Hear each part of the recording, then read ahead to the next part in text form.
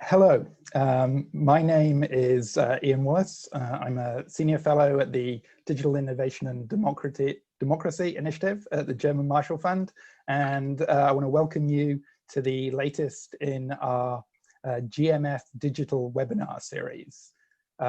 We're focused on, our program is focused on looking at how society can draw the benefits of technology, but also how it adapts to the challenges.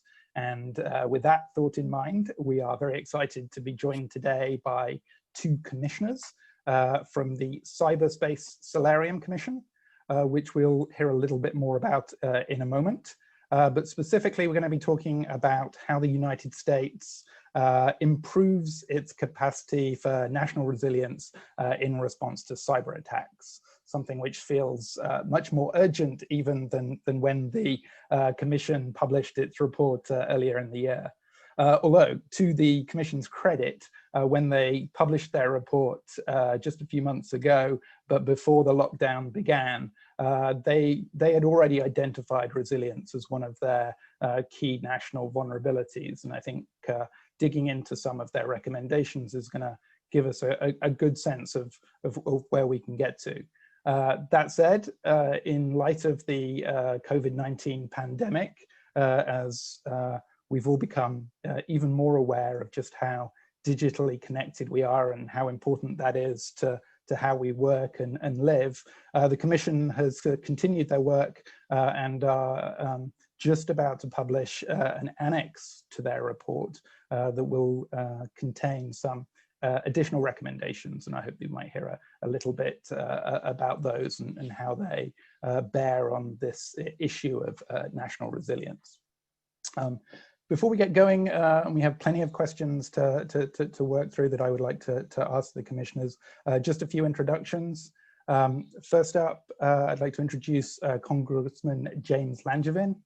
He's represented the 2nd Congressional District of Rhode Island since 2000. Among other things, he is the chair of the Intelligence, Emerging Threats and Capabilities Subcommittee of the House Armed Services Committee. And I think it's fair to say that he is recognized as one of Congress's few true experts on cybersecurity, and will have a key role, I think, in taking some of these recommendations forward. And we're also joined by Dr. Samantha Ravich. She is the chair of the Center for Cyber Technology Innovation at the Foundation Defense of Democracies. She's also the vice chair of the President's Intelligence Advisory Board. And previously, she was the Deputy National Security Advisor to Vice President Cheney. Welcome. Before I get going, just a few more housekeeping remarks. I'm going to moderate this, but we are going to invite viewers to ask questions. And if you want to ask a question, please provide it via the chat function. I will pick those up as we go, and we will ask them to the commissioners as we go. We will be live tweeting this event, so if you'd like to follow along, please go onto Twitter at GMFDigital. And if you want to use a hashtag, the hashtag we will be using is #CyberResilience.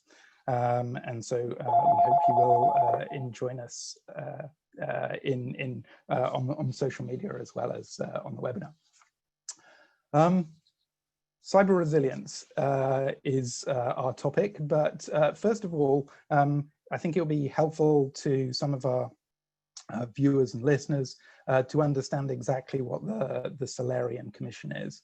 So Congressman Langevin, if I could ask you to give us just a short description of what the Solarium Commission is and why you felt it was worth your time as a serving congressman to dedicate to it, and within that, how resilience fits into the wider set of 100+ recommendations that you published earlier in the year. Very good. Well, good morning, Ian. I want to thank you for moderating today, and the German Marshall Fund for hosting us this morning. And I'm absolutely thrilled to be with my fellow commissioner, Dr. Samantha Ravich. It was a great partnering with her in this endeavor, as well as the 14 total commissioners that we interacted with. It was a wonderful, interactive, dynamic process, and some real thought leaders in cyber came together to go through this Solarium process to create a overarching strategy for how best protect the United States in cyberspace. And it was nearly a year-long process, about 10 months. And I think we just the other day we had our 30th meeting, and it was the kind of robust discussion that really should take place in Congress, as I've said very often, but unfortunately it doesn't take place. But it did in this among the commissioners, and some good give and take. Not everyone got 100% of what they wanted, but there was a real effort to compromise and come up with a document that we could all be proud of, and that would advance the cause of securing the country in cyberspace. It actually, the Solarium concept came from the Eisenhower Solarium project when President Eisenhower was looking to revamp our strategy and how we deal with the Soviet Union after Stalin died. He recognized that the U.S. policy toward the Soviet Union was geared more toward the person rather than the country. And he divided his national security experts from the NSC into three groups to look at a strategy of either confrontation, dismantlement, or containment. And each had to argue its position before Eisenhower. He was the final arbiter, and ultimately, as history, we know from history, decided that containment would be our policy. And it really did guide our spending, our focus, our policy as the United States government going forward for several decades after that, and was very instructive. So this concept of the Solarium Commission was based on that, looking at how do we create an overarching strategy would advance the cause of protecting the United States more effectively to a challenge of the 21st century.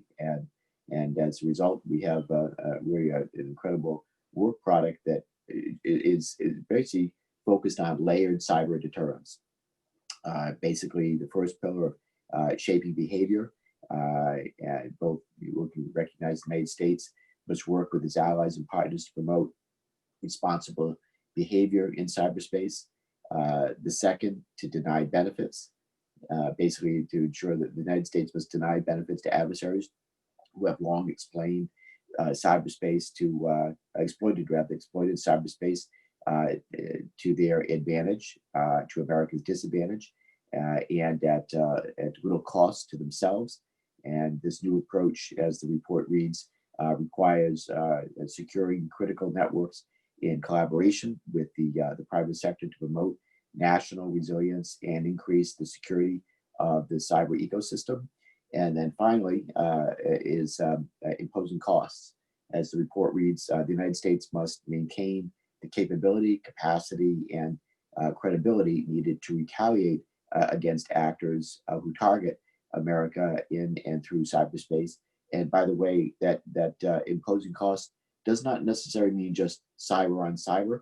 It's using all assets of national power, whether that be cyber, whether it be military, or whether it be diplomatic, to impose costs on adversaries. So that's kind of a summary of our work. It was wonderful, again, working with Dr. Ravich.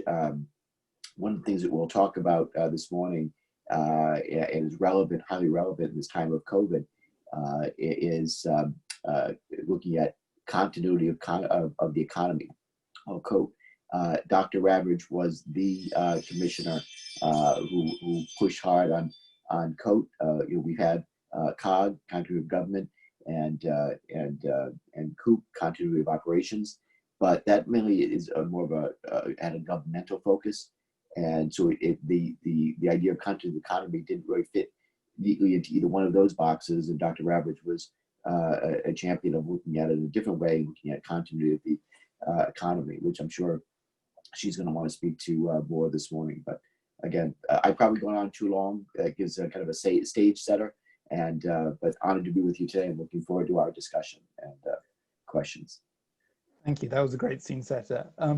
Dr. Ravich, I'm going to ask you both, in fact, about continuity of the economy, which feels very timely. But just before we do that, can you just give us a step back and just give us a bit of a sense of how national resilience fits into the wider layered deterrence strategy, and why having a resilient strategy is important to what the report was trying to achieve?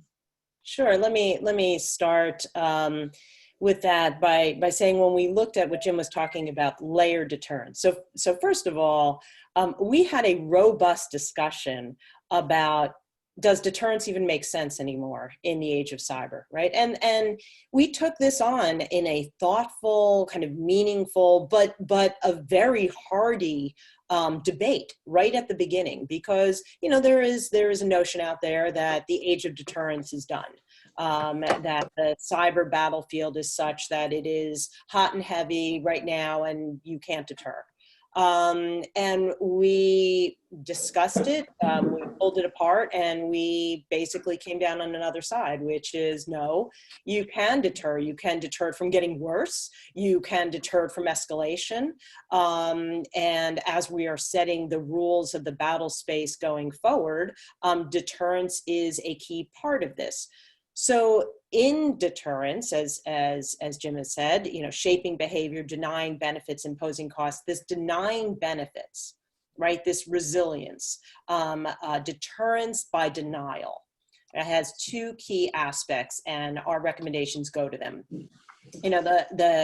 Basically, one is that our castle walls will be hard enough so that when the adversary comes to attack it, they'll keep attacking it, and they won't be able to get in, right? As much as we can harden the castle walls, that is a critical part of deterrence by denial. The adversary will know they can't get what they want out of an attack. But the other key part of deterrence by denial in this resilience aspect, which we will talk about in continuity of the economy, is that the adversary will know that if they try to bring down our economy, which is the key fundamental piece of our strength, we are not the #1 military in the world, because of anything other than the fact that our economy is so robust. It creates our technology, it creates our prosperity, so that we can flow forces, take down key parts of our economy, an adversary would think, and they can undermine our ability to defend ourselves, our friends, and our allies. So the piece about resilience, continuity of the economy, is that the adversary should have no question in their mind. They should know that we will not be cowed, we will not be brought down, we will be able to get up the next day if they try to bring down our economic and our critical infrastructure, and they will feel the result of it. They will feel the imposition of costs from trying to attack our economy. That is a key part of deterrence. And so how we shape that and how we had our recommendations go forward had those two things in mind. Thank you. And let's therefore dig straight into this idea of continuity of the economy. It's not all of resilience, and we'll talk a little bit more about some other aspects, but it is perhaps one of the most eye-catching recommendations in the report. And as mentioned previously, it feels much more relevant than it might have done a few months ago. So Samantha, do you want to just explain a little bit where this idea came from and what it would actually mean in practice to develop this capability? Sure. As Representative Langevin had said, during the Cold War, we created continuity of operations and continuity of government so that in the event of a nuclear or other attack by the Soviet Union, our government could continue to function and we'd have secure communications. We still exercise those, we still have those, absolutely. But it had become clear over the last decade, 15 years, whatever, that we had no similar plan in place for the private sector? What are the key nodes in the private sector that have to get online first? Not everything is a priority to make sure that our society, that our economy can work. So clearly we had the notion of critical infrastructure, and after 9/11 there was a lot of thinking and planning on critical infrastructure. We understand the banks, right? We've got to have finance, got to be able to move money through our system. We know the grid. Then it became a little less clear, right? But think about how you would flow forces if the transportation system were down. How would you make sure that you had ready-to-eat meals if there was no distribution? How would you ensure that if the healthcare system were down and our soldiers were going off to battle and there was no one producing vaccines? So these other critical nodes in the economy have to be thought of as a whole. So continuity of the economy has a few main components. The first is understanding what are these key nodes in the economy upon which all else rests. And prior to a major cyber attack, knowing how the government will work to get those things back online, having in place a plan with a Verizon, right? Because obviously if comms are down, you'd think it shouldn't be up to Verizon or AT&T to decide who gets a priority, the banker in New York, the little old lady in Peoria. Maybe there are other things that have to be thought of to prioritize. So to make sure that that plan is in place, the contracts are in place, the way to understand and flow resources, that's first. The second is, in continuity of the economy, the banks are very good at understanding sheltered harbor. What key data they must keep offline securely, that if they had to bring back the banks after a major cyber attack, they could, right? Other parts of critical and essential infrastructure don't really know what data is most critical to bring them back online and how it should be held securely off-site. And this is a point for the international audience. It can be thought of that not all that data has to be held in this country, right? I mean, we have friends and allies. We can potentially hold their critical data. They can hold ours as backups in secure vaults like Sheltered Harbor. And two other quick key points. One was really pressed by our commissioner, Tom Fanning. So Tom Fanning is CEO of Southern Company, one of the country's largest grid operators, a fantastic person and a true asset to the commission. He made the point, continuity of the economy should also include infrastructure thinking. Can they go back to analog for certain things? How do they know how to do that? Because again, it is getting up the next day after we've suffered a major attack, so that we can get our economy back going, our society, and that the enemy and adversary will feel our wrath. And the fourth final point is not everything will be prioritized. Not every business will be prioritized, and not every individual will be prioritized. So increasing the resiliency and having the Department of Homeland Security and state and local, having the resources and the know-how to then flow down resiliency to smaller enterprises, to the citizenry, so they themselves can be hardened to ensure that they can be resilient in the face of an attack. That, in a nutshell, is continuity of the economy. And if I could go just ahead, add please. in there, Ian, to complement what Dr. Ravich outlined there, which did a wonderful job explaining continuity of the economy. We also call for in the report clarifying the roles of the sector-specific agencies and CISA. So what is in CISA's wheelhouse? What would the sector-specific agencies be responsible for? And really changing it over from being sector-specific agencies to sector risk management agencies, so that one could better inform the other, because the CISA isn't going to know perhaps the intricacies of what's in the energy sector or the financial sector. We want to have closer collaboration between the sector and its risk management agency, and then then that can also better inform the work of CISA, and which is charged with more the operational things that can better coordinate internally with government, say NSA, and also directing, tasking, intelligence related activities, or what to look for and how better protect our networks.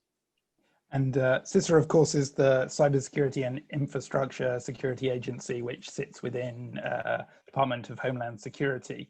But I'm guessing that in order to be effective, this sort of continuity of economy effort would need to sit right at the center of government in the White House. And one of the other, therefore, relevant parts of this is looking at who at the center of government is going to be responsible for cyber response and response to cyber incidents. And Congressman, you've been vocal in your support for bringing that together under a single coordinator. Could you just tell us a little bit more about what your thinking is there and how you think that could develop? Yeah, so for a while now, I believe that one of the glaring vulnerabilities and loopholes, I guess, in all this is a national cyber coordinator, someone that sits, I believe, within the executive office of the president, would be Senate confirmed, and would be able to reach across government, having both policy and budgetary authority to better coordinate U.S. cyber policy and response in a lot of ways. We actually use the U.S. Trade Representative, for example, as a model for what we're talking about. So, the ideal for the cyber director is that there's a single entity running point for policy coordination within the executive branch. It has basically two key components. It would have, again, policy and budgetary authority, Senate confirmed, and this would basically reverse the elimination of the position held by Rob Joyce, the last cyber coordinator. That role, and Michael Daniel before Rob, was an advisor, but really didn't have any teeth to the position. This would change that. So we modeled, again, on the recommendation of the U.S. Trade Representative, but the position would serve as, going to say, three key functions. First, would act as the president's principal advisor for cybersecurity and related emerging technology issues. The second would be that the NCD would lead national level coordination of cyber strategy, policy, budget, defensive cyber operations, and crisis response. And then third, the NCD would serve as the chief U.S. representative and spokesperson on cybersecurity issues and cyber crisis management. That's something that we've seen, by the way, why policy coordination and single focus is so important in this time of the coronavirus, where U.S. government policy has been cohesive as it really needs to be in response. And in time of cyber crisis or incident, you would see a better coordination and convening and direction of response. So this is one of our top priorities as the commission, and we're hoping to see it move through the Congress this year. I know that both Senator King and Representative Gallagher, the two co-chairs of our commission, who did an outstanding job in leading the commission, along with Mark Montgomery and the staff, who shepherded the process along, and I give great credit to them for kind of herding us all and keeping us on task. I'm sure we could have debated many of these points ad nauseum for a very long time, and gone much longer than the 10 months of our process. But again, did a wonderful job in pulling all of it together and coming up with the work product that we finally produced. So I want to circle back on some of the implementation issues and the sort of practicalities of getting these measures through, particularly at a time when Congress is not famous for passing lots of legislation. But before we move on to that, I'd like to just look at some of the other lessons from the pandemic. As you kind of alluded to, one of the particular lessons is the federalized nature of crisis response in the United States, and how the federal government supports state and local governments and the mechanisms in place to do that. the important role that FEMA, for example, can play. Could you just give us a little bit more of a sense of how the Commission has been thinking about some of those issues, this concept of cyber states of distress, and how money can be moved around in order to help response to major cyber incidents? Samantha, maybe you can. Oh, you want? All right. Either of you. I think there's plenty to chew on here, I think. I think I'll let the Congressman answer about how the money is going to get there. Sure. Well, so we want to early on create a concept of a cyber state of distress, so that in the event that we're seeing things happen before it becomes critical, that there would be a yellow caution light, and where federal dollars could be spent early on. If pandemic has taught us anything, it's that prevention is a lot cheaper than response, and this is what we've outlined some of these in the annex that we're producing. We're calling the Panex, if you will, and it's looking at these types of resilience measures, when to act early and spend money appropriately, and making it much more effective. The other thing that we'd want to do, and we call for this in the annex, is exercising these things. You're looking early on at where the choke points are, where there are vulnerabilities, and then exercising how to respond and work through those problems. But having a pool of funding available to achieve response is a critical point. So let me add also a little bit more about the Panex, the pandemic annex. You know, the report itself, which was released with great fanfare, 250 people in a room on Capitol Hill on March 11th. I'm sure all of us, Representative Langevin included, were very happy when 2 weeks passed after that point of backslaps and big hugs on March 11th. But you know, the commission report and the way it is written is really a clarion call to outside the cyber priesthood, right? Like, you know, we wanted to make sure that that we were getting our message across about how important cybersecurity was, not just for the government to do its business, but again, the economic levers to be able to do theirs, and then the security of the individual. Right, that this is on all of our shoulders, both to press for change, and you can read that in the chairman's letter. It's 2 pages at the beginning of the report, www.solarium.gov.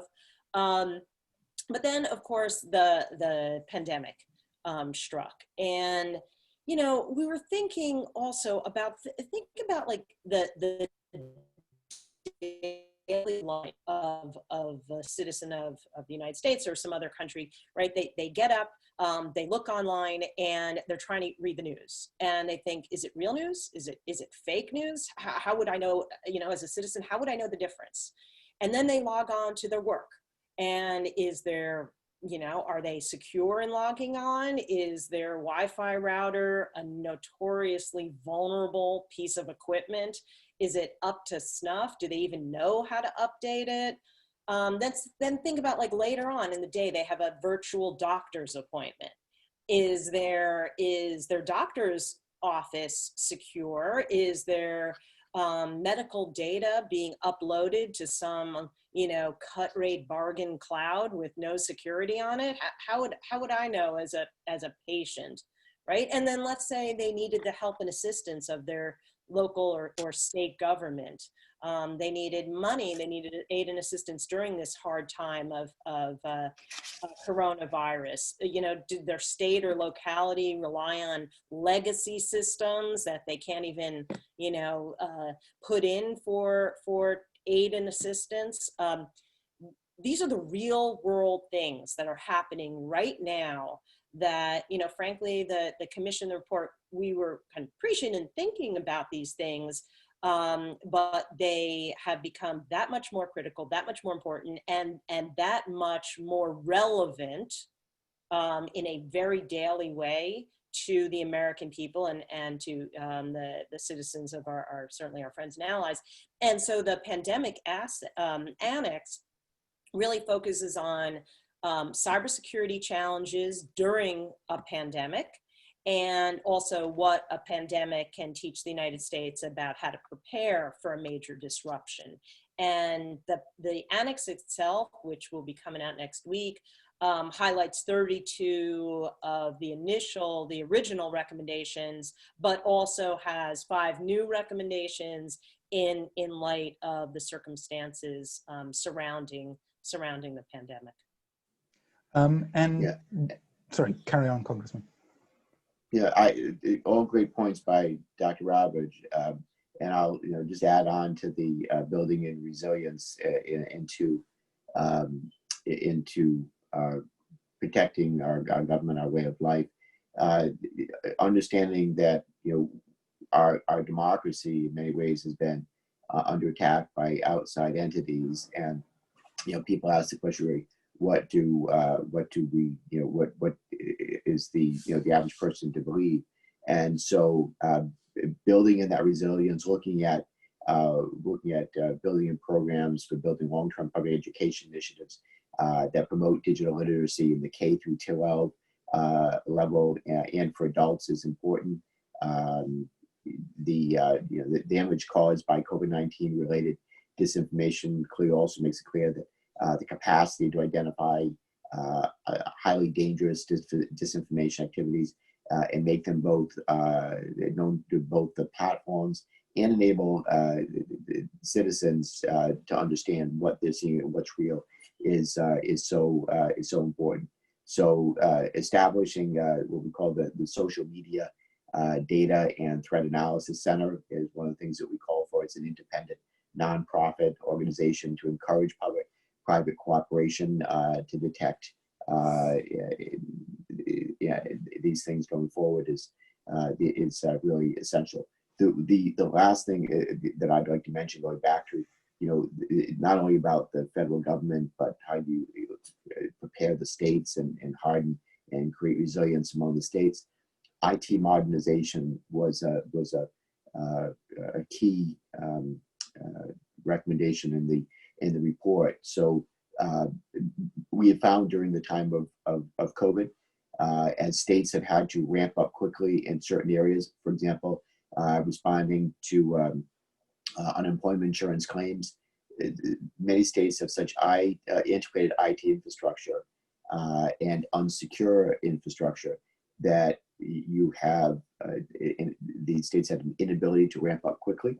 And then, of course, you find the profiteers taking advantage of that antiquated infrastructure and the need to move quickly to get money into people's hands. And so we call for in the report, and something that I'm strongly advocating for in Congress right now, creating a fund to incentivize moving, modernizing IT infrastructure and incentivizing states moving data to the cloud, which would be more secure, but also allow states to ramp up quickly when they need to. So the key aspects of what we're calling for, and sure is relevant right now in this time of COVID.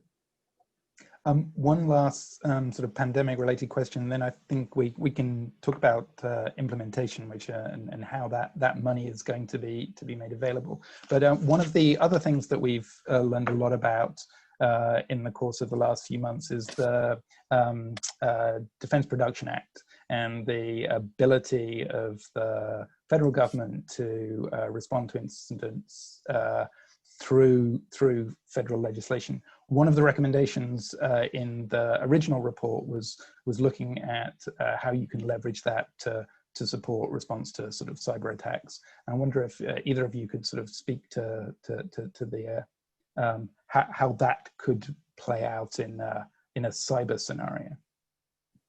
Well, let me just add that we're getting a kind of a live fire test of how the Defense Production Act does and doesn't work, right?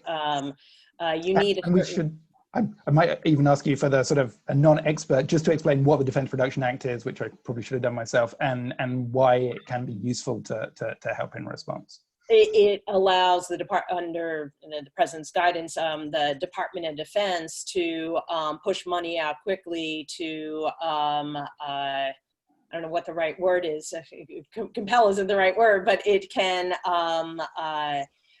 in effect, have certain production capabilities in the U.S. economy go towards a national need. Right, so certain companies, certain sectors can be told, okay, you're not doing X anymore for the national good. You have to do Y. You have to produce more. You know, back in World War II, you have to produce more tanks. You need to do these things.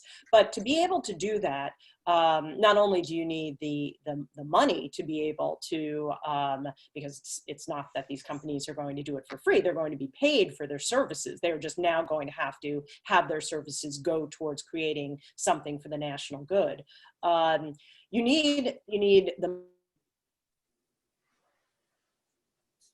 money to be able to do it. You need actually put in place the contracts. You also need the personnel in place to understand the technological capabilities of the companies that are being contracted with, right? So this at a pace that the Department of Defense hasn't done for a very long time, right? That's a different skill set than they frankly have at the moment, and I think that they're learning on the job right now, that they need the type of personnel that can say, yes, you know, if we need certain respirators made very, very quickly, these companies have a technology, they have a production line, they have the capacity to fulfill our requirements, and this company doesn't. So we need to make sure that we're working with this and not that company, and do it very rapidly. So there are real challenges involved in the operationalization of the Defense Production Act. And that's a good segue, just talking briefly about the role of the military in resilience. Congressman, you chair the Emerging Threats Subcommittee of the House Armed Services Committee, and perhaps to an even greater extent than the current public health crisis, a cyber attack could easily be something that goes hand in hand with military operations overseas. So to what extent do you think the people at the center of the national security community have really embraced the importance of resilience, and how that could actually sit within our wider national security architecture? Put very simply, do people take it seriously enough? Yeah, the answer is yes. In short, the national security community understands very well the challenge and the threats we face, but perhaps it's not ideally positioned to prevent it in the way that they are structured right now. So, you know, we had representatives from the military, intelligence, and law enforcement, and Homeland Security on the commission, and they all participated very constructively in the Solarium process. So resilience is really about being able to withstand and recover quickly should an event happen. And so some of the recommendations in Pillar 3 are really aimed at improving how the military does that. And showing reforming the Defense Production Act, as Dr. Ravich did a great job of outlining how that works. We want to make recommendations that allow use for cybersecurity services, and perhaps, for example, even then utilizing the National Guard in response to a cyber incident or attack. The Defense Production Act, by the way, can also be used not only for the president to direct companies to do certain things, but it also can coordinate distribution of equipment, for example, at a national level. That's one of the things I just on COVID, for example, acquiring PPE, acquiring ventilators, and that's one aspect which the Defense Production Act could have been used more effectively. but also distributing that PPE or those ventilators around the country where it's needed most. So the same concept here of cybersecurity, getting things up and running quickly. We may have to prioritize certain services or companies over others when it comes to cyber and getting the country back up and running more quickly. And that's something where the Defense Production Act could be used effectively in that manner. Ian, if I can also kind of underscore one of the points that you made, that if there were a major cyber attack on our country, probably we'd be involved in also an overseas contingency. And the commission kind of worked through our thinking on this issue, because I think, originally we were all very taken with the idea of, oh, maybe there needs to be a cyber reserve force. And it would look like other reserves, call them up and mobilize them. And then as we started thinking through it and getting a lot of feedback from the private sector and others, realizing that, okay, but maybe those cyber reservists in their real world job are at CrowdStrike or at Microsoft or, at Amazon or wherever. And we'd want them actually, or their OT, their, operational technology, they run the big systems in the grid, right? So we probably wouldn't want to take them from their day jobs and, deploy them to somewhere else. We may want them to work, where they are working, but a little, more coordinated. So thinking through this type of reserve, and we have discussions about that in the report, has to be done, and we kind of move the ball ahead in a thoughtful way, so that we don't wind up actually in a situation that makes it worse rather than better in the event of a major cyber attack. Which of course raises the question of what role the government has in order to improve the security of the private sector, and of course potentially what role the private sector has in support of a wider whole of country response to an attack. Can either of you just give a sense of some of the key recommendations that relate to how the Commission thought that private sector cybersecurity could be improved, and the measures that could be put in place to raise the overall security of the cybersecurity ecosystem? So that's the key point of, what do we expect the private sector to be able to do on its own? At what point is there a public interest that we need the private sector to do more? So therefore we have to either regulate it or incentivize it. And then when do you expect the federal government to or say that, say CISA or U.S. Cyber Command to step in? Those are the things that the report helped to bring some clarity to. So building in resilience is an essential component, and making sure that we have more hardened networks, being able to prevent adversary gaining advantage even if they do get in. And that's what we talked about in terms of, for example, IT modernization and incentivizing moving data to the cloud. If the data is more secure, if it's harder for the bad guys to get in, how to, even if they do get in, that they can't make much use of it because it's encrypted. These are the things that we want to look at and incentivize, and these are the things that we're calling for in the report. And two things along those lines. In the commission report, we discuss liability for final goods assemblers. Again,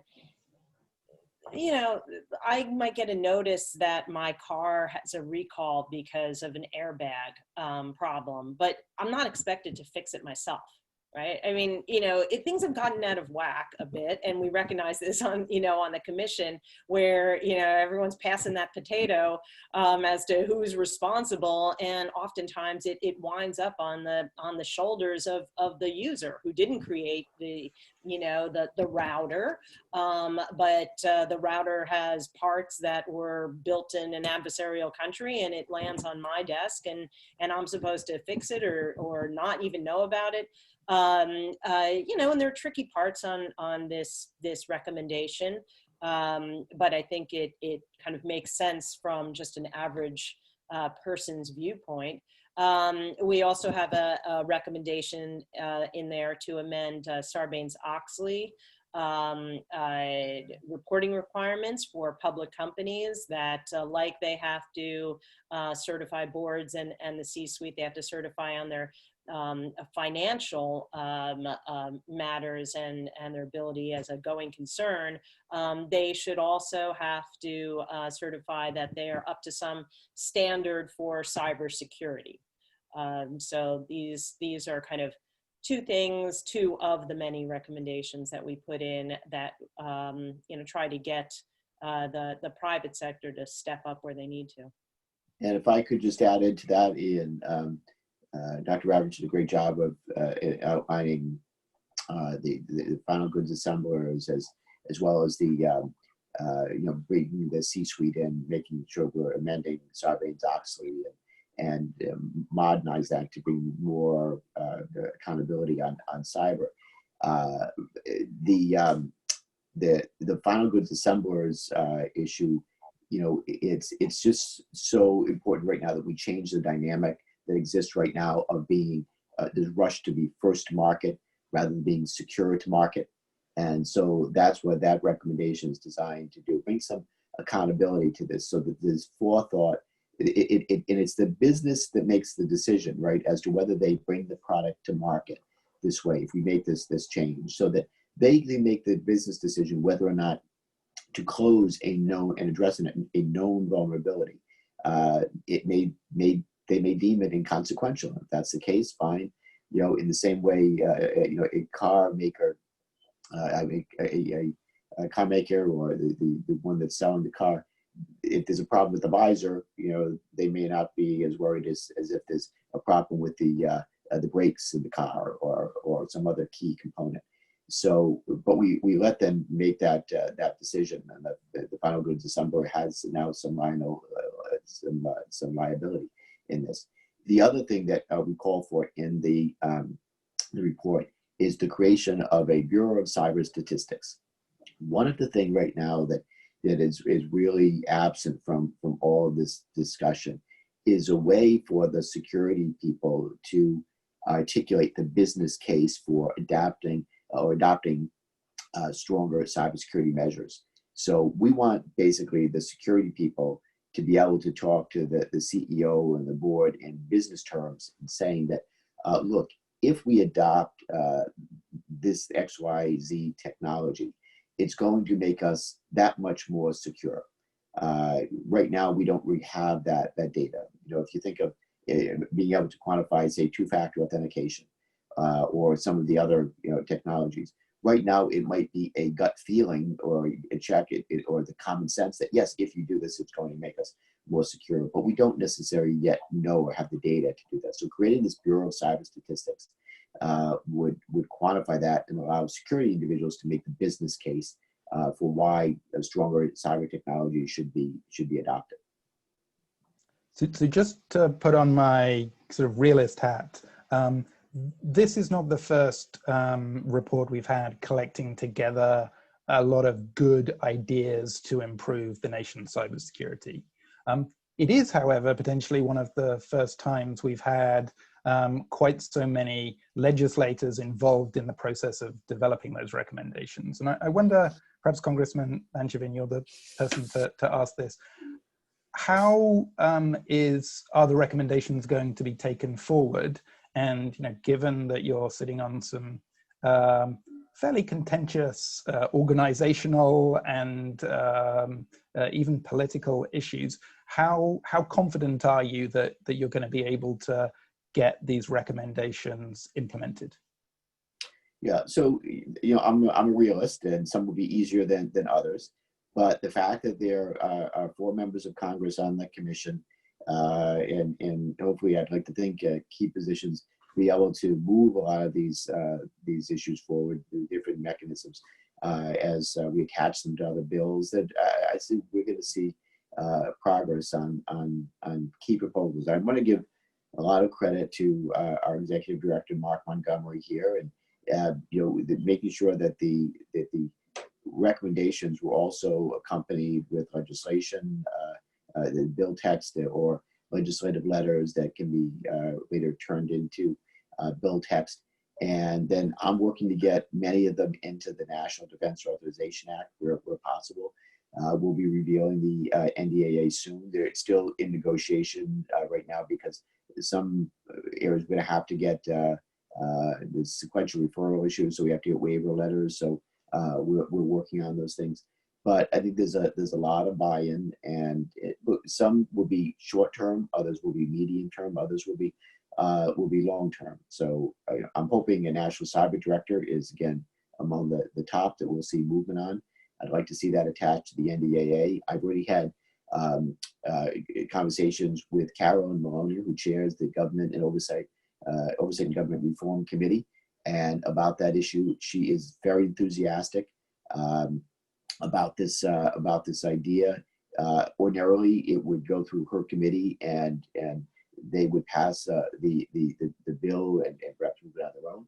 But there is a way, hopefully, to see this attached to the NDAA. Carolyn is one of the she's going to be one of the co-sponsors of the bill that we're introducing on the National Cyber Director. She wants to hold a hearing on it very soon, even if it's a virtual hearing. So that's going to happen, and once that happens, we'll be able to fine tune it and then hopefully perhaps attach it to the NDAA. Now, a longer term goal, and I'll just end with this. One of the longer term goals is congressional reform. This is probably going to be the hardest of all the recommendations, but there are right now some 80 different committees and subcommittees that can claim some type of jurisdiction over cybersecurity. So you can understand that makes it very difficult to do coordinated oversight, or when a must-pass bill is introduced, it makes it very difficult to move with the agility and timeliness that we need to move a bill through Congress. With that many committees potentially being able to claim some type of jurisdiction over the bill, and that it unnecessary, I think it slows things down. So just like we had to have achieve intelligence oversight reform back in the 70s when we found problems with the oversight of the intelligence community, we finally created the select committees on intelligence, both the House and the Senate. And it's led to much better coordinated oversight of the intelligence community. We need to do the same thing long term with cybersecurity, and creating select committees on cybersecurity, both the House and the Senate, will be the way we achieve that.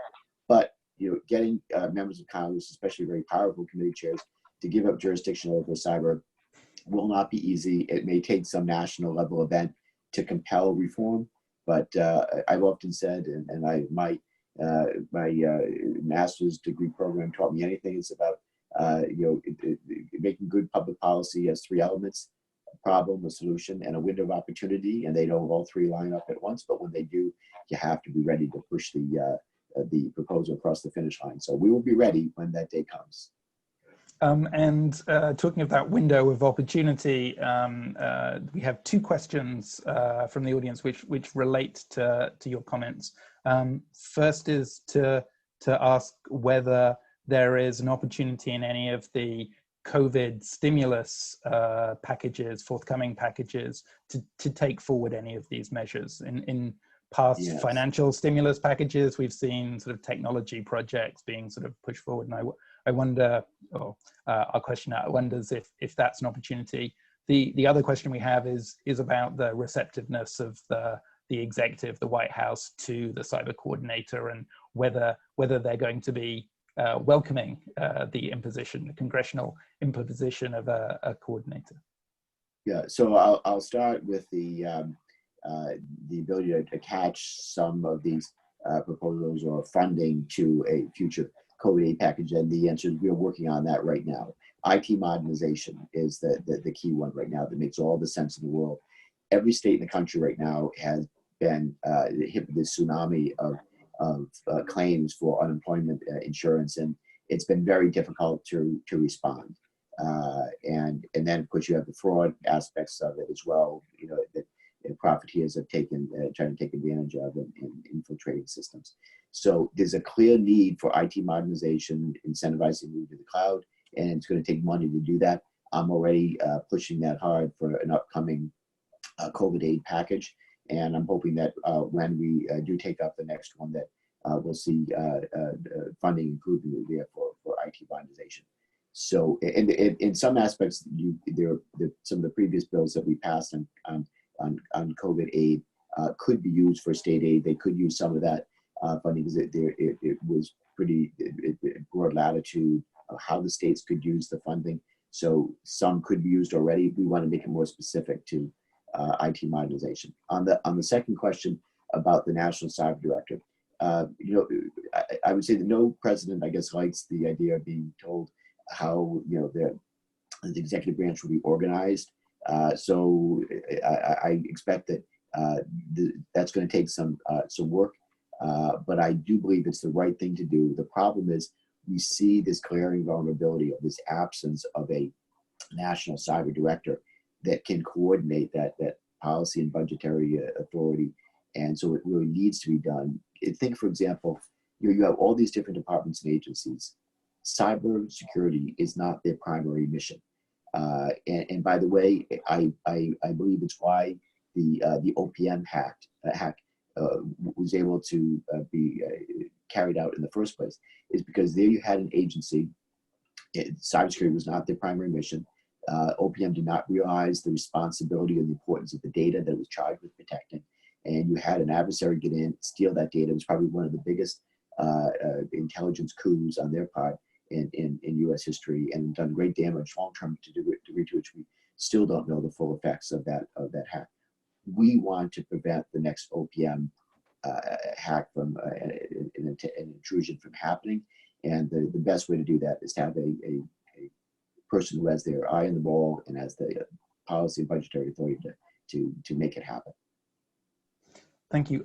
Final question, Samantha. I would be remiss if on a GMF webinar I didn't allude to the fact that this challenge exists within a wider international context. And I just give you the opportunity to give some thoughts on how the Commission has sort of done its work in relation to, you know, looking at what's happening overseas and appreciating the sort of wider foreign policy dimensions and the extent to which that sort of plays into thinking on resilience. Sure, and we had a number of great conversations, meetings with our international friends and allies, you know, both to discuss where standards are moving, because let me make a point on that. Our commission was very thoughtful and also very sensible on our recommendations, that they were not too prescriptive in the technology that we were, quote, requiring, right? Security is changing, technology is changing, and we didn't want to be caught behind the ball by, you know, requiring something that then is out of date. Those were some discussions that we were also having with our international friends and allies. You know, how is it working on your side? How can we collaborate further on ensuring that, you know, our standards could potentially be better aligned? But of course, the big concerns are, do we see the threat the same way? It's a much longer conversation that had 2 minutes before the hour to discuss Huawei and 5G, but certainly if we don't see the threat in the same fashion, is going to be very, very difficult to get on the same page in terms of solutions. One thing though we did kind of make a point of in the Commission report, as we go down the path of international standards or international treaties, we need to have the technology to monitor and verify. taking a page from Reagan or a quote from Reagan, trust but verify. We need the technology to verify, especially as we look towards building further and further international organizations and coalitions around this. So I will leave it with that. And if I could just to piggyback on that, yeah, international cooperation is essential, and you need someone at state helping to lead that international outreach, if you will. And so the commission calls for the creation of an assistant secretary for cyber and a new Bureau of Cyberspace and Emerging Technologies at state, again, to help have a better coordinated foreign policy on cyber, to work with our international partners and allies on creating a stronger cyber ecosystem. Indeed. Final question. I'm very conscious we're up against the hour, and just as we wrap up, as by way of summary, I'd like to ask you both just to give us your one recommendation that you would like to see implemented above all others as we look at improving national cyber resilience. Samantha, which is the one thing that we as a community should be pushing for if we want to get a more resilient United States? It's not going to be a surprise, but the continuity of the economy is it's well after the time that such planning and thinking and operationalization, testing, exercising needs to be done. Congressman?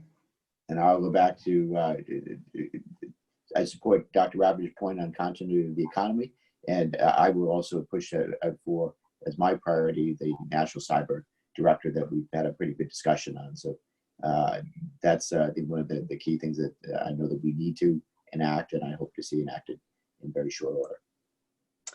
Well, thank you both very much. Thank you, everyone who has been listening in. This has been an extraordinarily rich conversation. Relatively rare in the think tank world. You get people who actually really understand what they're talking about, who have the opportunity to go and sort of make recommendations right to the center of government. And we very much appreciate you sharing those thoughts with us.